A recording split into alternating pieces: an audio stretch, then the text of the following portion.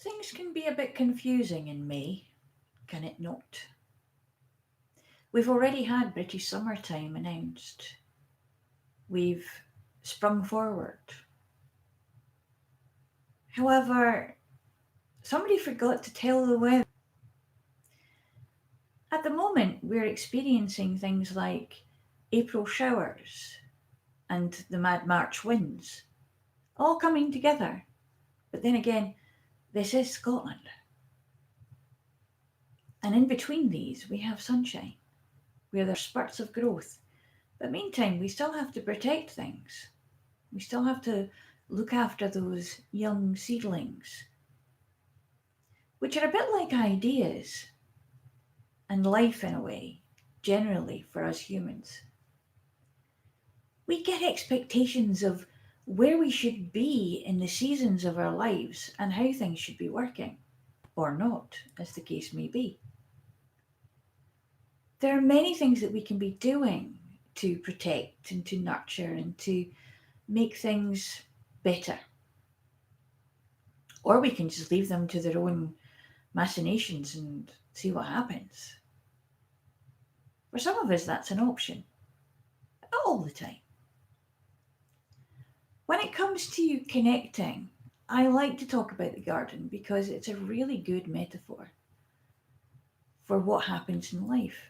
At the moment, I have ravens, two of them particularly, who come in to the garden each morning, and no matter how carefully I have placed the mealworms in a dish, they'll have that dish tipped over. They pick it up with their beaks, they turn it over, and then they very kindly wash it for me.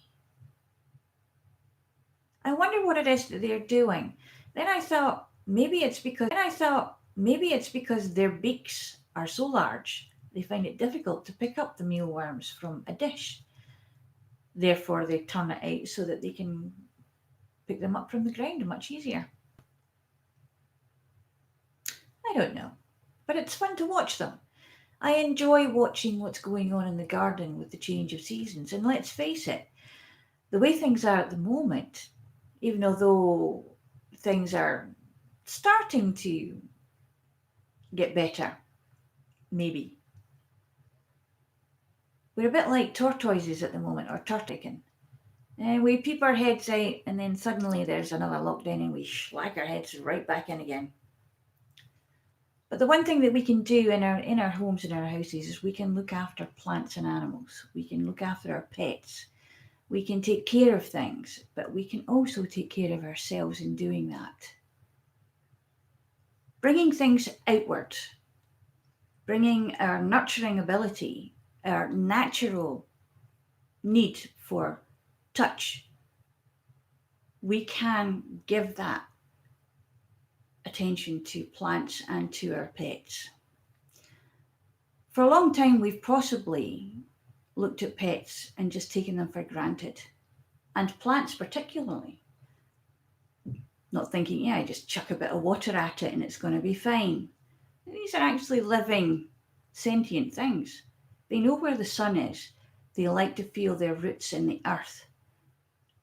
And if you've ever had food that comes from hydroponics, you can tell the difference, really. Well, I think so, because after all, that's where the nutrients come from, the earth and the sun. And it's kind of the same for us. What we eat comes from the earth, hopefully. And it's grown in the sun. And we react really differently in the sun than we do when it's really bad weather. So we can always think that somewhere the sun is shining. And we can connect to plants and animals much more easily than we think we can. It doesn't mean that you have to have conversations with them per se, although that is fun too. Your animals are listening to you all the time. They're watching you and they're understanding your moods, how you're feeling, what's going on. They're not just there because you feed them. There's an unconditional acceptance and love that goes on there.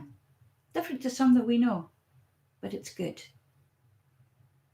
I'm going to be doing some work on connection, on seeing with the eyes of the heart, So look out for information on that. I'll see you soon.